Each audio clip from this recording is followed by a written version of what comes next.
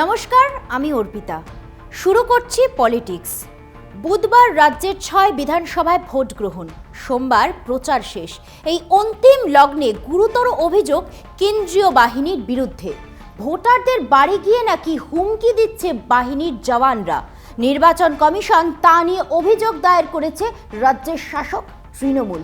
শুধু জওয়ানরাই নয়, এই প্রসঙ্গে নির্বাচন কমিশনের ভূমিকা নিয়েও উঠছে প্রশ্ন। রাজ্যে রাজ্যে কেন্দ্রীয় সংস্থাকে দিয়ে বিরোধীদের শায়েস্তা করাটা নরেন্দ্র মোদী অমিত শাহের জমানায় একটা ট্র্যাডিশন হয়ে গিয়েছে। ভোটের ময়দানে এঁটে উঠতে না পারলেও বিরোধী রাজনৈতিক দলের নেতৃত্বকে নানাভাবে হেনস্থা করাটাই দস্তুর কেন্দ্রের শাসক বিজেপির। সিবিআই, এনফোর্সমেন্ট ডাইরেক্টরেট বা ইডি, আয়কর বিভাগের মতো কেন্দ্রীয় সংস্থাকে দিয়ে অবিজেপি নেতানেত্রীর নামে অভিযোগ সাজিয়ে তদন্ত করায় মোদী শাহের প্রশাসন। বিরোধী শাসিত রাজ্যের মুখ্যমন্ত্রী থেকে দলের শীর্ষস্থানীয় নেতাকে জেলে পাঠানো হয় কেন্দ্রীয় সংস্থার সৌজন্যে। বিরোধী নেতাদের হেনস্থা করতে বছরের পর বছর নানা অছিলায় বিনা বিচারে বন্দী করার ঘটনাও কম নয়। এবার সেই তালিকায় যুক্ত হলো কেন্দ্রীয় বাহিনীর অপব্যবহারের অভিযোগ। উপনির্বাচনে রাজ্যে মোতায়েন হওয়া কেন্দ্রীয় বাহিনীর বিরুদ্ধে পরোক্ষে কেন্দ্রের শাসকের হয়ে প্রচারের অভিযোগ তুলে নির্বাচন কমিশনের কাছে দ্বারস্থ হয়েছে তৃণমূল। হেড স্পিচ, এই কমিউনাল স্পিচ, এটা দিয়ে আগুন জ্বালাবার চেষ্টা হচ্ছে। আর আগুনে ঘি ঢালার কাজটাও বিজেপি চক্রান্তের মধ্যেই থাকে। পরবর্তী ধাপগুলোতে কেন্দ্রের নির্বাচন কমিশন তাদের হাতে, কেন্দ্রীয় বাহিনী তাদের হাতে, অন্য রাজ্য থেকে লোক ঢুকিয়ে গন্ডগোল করার পরিকল্পনা তাদের হাতে। শুধু কেন্দ্রীয় তদন্ত সংস্থা বা কেন্দ্রীয় বাহিনী নয়, নির্বাচন কমিশনের মতো সাংবিধানিক প্রতিষ্ঠানের ভূমিকা নিয়েও প্রশ্ন তুলেছে তৃণমূল। গত 8ই নভেম্বর দিল্লিতে নির্বাচন কমিশনের বেঞ্চকে চিঠি দিয়ে নালিশ জানিয়েছিল বাংলার শাসক দল, কিন্তু তাতে কোনো সাড়া মেলেনি। পরের দিন 5 সাংসদ নির্বাচন সদনে মুখ্য কমিশনের দফতরে গেলেও কাজ হয়নি। অগত্যা ভোটের 48 ঘন্টা আগে রাজ্যের মুখ্য নির্বাচন আধিকারিকের দফতরে যান তৃণমূল নেতারা। মনে রাখতে হবে, গুরুতর অভিযোগ। নির্বাচন কমিশন জনমানসে তার ভূমিকা সব সংশয়ের ঊর্ধ্বে থাকার কথা, কিন্তু তারই নিরপেক্ষতা নিয়ে প্রশ্ন জাগলে সংসদীয় গণতন্ত্রের পক্ষে তা মোটেই স্বাস্থ্যকর নয়। ফিরছি একটা বিরতি নিয়ে, সঙ্গে থাকুন।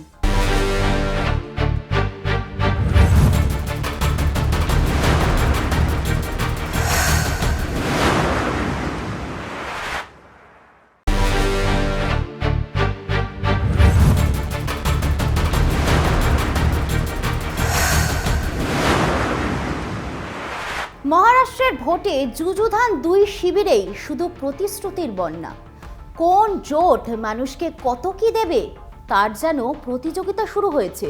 মহাজোটে জোটের প্রধান শরিক বিজেপি ইস্তেহারে বলছে তারা ক্ষমতায় এলে মহিলাদের প্রতি মাসে 2100 টাকা করে সাহায্য দেবে। অন্যদিকে মহাবিকাশ আগাড়ি জোট এক ধাপ এগিয়ে ঘোষণা করেছে তারা মসনদে বসলে মহিলাদের মাসিক 3000 টাকা দেবে। তাছাড়া মহিলাদের বিনামূল্যে বাস সফরের ব্যবস্থা হবে। দুই তরফেরই আরো অনেক এরকম প্রতিশ্রুতি রয়েছে। খোদ প্রধানমন্ত্রী নরেন্দ্র মোদী দেশে খয়রাতির রাজনীতির ঘোরতর বিরোধী। অতীতে তিনি বিভিন্ন সমাবেশে রাজনৈতিক দলগুলির খয়রাতি নিয়ে প্রশ্ন তুলেছেন। তার জল গড়িয়েছে সুপ্রিম কোর্ট পর্যন্ত। কিন্তু মোদীর নিজের দল বিজেপি মহারাষ্ট্র বিধানসভা ভোটে সেই খয়রাতির পথেই হেঁটেছে। রবিবার কেন্দ্রীয় স্বরাষ্ট্রমন্ত্রী অমিত শাহ মুম্বাইতে বিজেপির সংকল্পপত্র বা ইস্তেহার প্রকাশ করেন। সেখানে 25 দফা প্রতিশ্রুতির কথা বলা হয়েছে। তার মধ্যে বলা হয়েছে এনডিএ কিংবা মহাজোটে জোট ক্ষমতায় এলে লাডলি বেহেন যোজনায় মহিলারা 1500 টাকার পরিবর্তে মাসে 2100 টাকা করে পাবেন। মধ্যপ্রদেশের ভোটে এই ধরনের প্রকল্পে বাজিমাত করেছিল বিজেপি। এছাড়া কৃষি প্রধান মহারাষ্ট্রে ফসলের ন্যূনতম সহায়ক মূল্য 20% বাড়ানো থেকে শুরু করে সার কেনার ক্ষেত্রে রাজ্যের জিএসটি ছাড়, বার্ধক্য ভাতা 1500 থেকে বাড়িয়ে 2100 টাকা করার প্রতিশ্রুতি দেওয়া হয়েছে বিজেপির সংকল্পপত্রে। এখানেই শেষ নয়, যুব সমাজের ভোট পেতে 25 লক্ষ নতুন চাকরি, 10 লক্ষ শিক্ষার্থীকে মাসে 10,000 টাকা করে দেওয়ার কথাও বলা হয়েছে। लाडली बहन योजना, इसको हम बढ़ोतरी कर रहे हैं। वृद्धावस्था पेंशन का बढ़ोतरी कर रहे हैं। किसानों के लिए ऋण माफी और किसान सम्मान निधि को 12,000 से बढ़ाकर 15,000 कर रहे हैं। मूल्य स्थिरीकरण कोष के माध्यम से हम महंगाई को काबू करेंगे और 10 लाख प्रतिभावान छात्रों को मासिक 10,000 का मानदेय उनके आगे के अवसर के लिए देंगे। 45,000 गांवों में रास्ते बनाने का काम किया जाएगा। आशा वर्कर और आंगनवाड़ी कार्यकर्ताओं का बीमा कवरेज भी किया जाएगा और उनका मासिक वेतन 15,000 तक बढ़ाया जाएगा। হাত গুটিয়ে বসে নেই কংগ্রেসও। রবিবারই এমভিএ জোটের পক্ষে কংগ্রেস সভাপতি মল্লিকার্জুন খার্গে তাদের ইস্তেহার বা মহারাষ্ট্র নামা প্রকাশ করে জানান তারা ক্ষমতায় এলে রাজ্যের প্রতিটি পরিবার মাসে 3 লক্ষ টাকা সরকারি সাহায্য পাবে, মহিলারা মাসে 3,000 টাকা করে পাবেন, বেকার যুবকরা মাসে 4,000 টাকা করে ভাতা পাবেন। এমভিএর ইস্তেহারে এরকম আরো প্রতিশ্রুতি দেওয়া হয়েছে। জাত গণনা ইস্তেহারে বেশ গুরুত্ব পেয়েছে। খার্গে জানান তারা ক্ষমতায় এলে সবার আগে রাজ্যে জাত গণনা করা হবে। বিজেপি অবশ্য জাত গণনা নিয়ে ভিন্ন মত পোষণ করে। শাহের বক্তব্য, জাত গণনার নামে কংগ্রেস সংরক্ষণ ব্যবস্থা তুলে দিতে চাইছে। मध्य प्रदेश में लाडली और लाड़की, तो उन्होंने हमारी टिंगल उड़ाई और आज महाराष्ट्र में उन्होंने 1,000 रुपए, 1,500 दे रहे, 1,500 रुपए दे रहे। अरे हम तो कर्नाटक में ऑलरेडी 2,000 दिए हैं। মহারাষ্ট্রে এখন ক্ষমতায় বিজেপি, অজিত পাওয়ারের এনসিপি, একনাথ শিন্ডের শিবসেনার মহাজোটী জোট। লোকসভা ভোটে এই রাজ্যে বিজেপি বেশ ভালো ধাক্কা খেয়েছে। এমভিএ জোটের শরিকরা আরও ভালো ফল করেছে। মহাজোটী জোট এমভিএকে হারাতে আদা জল খেয়ে মাঠে নেমেছে। তাই তাদের ইস্তেহারে প্রতিশ্রুতির পর প্রতিশ্রুতি, পিছিয়ে নেই এমভিএ জোটও, তাদের ইস্তেহারও প্রতিশ্রুতিতে ঠাসা। প্রশ্ন হলো, যে জোটই ক্ষমতায় আসুক, প্রতিশ্রুতিগুলি পালিত হবে তো? এখন সময় আরও একটা বিরতির। ফিরছি বিরতি নিয়ে, সঙ্গে থাকুন।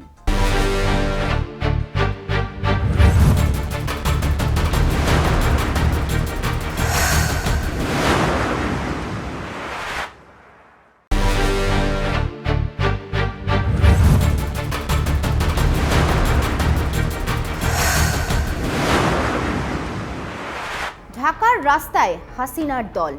গত আগস্ট মাস থেকে তা ছিল কল্পনার অতীত।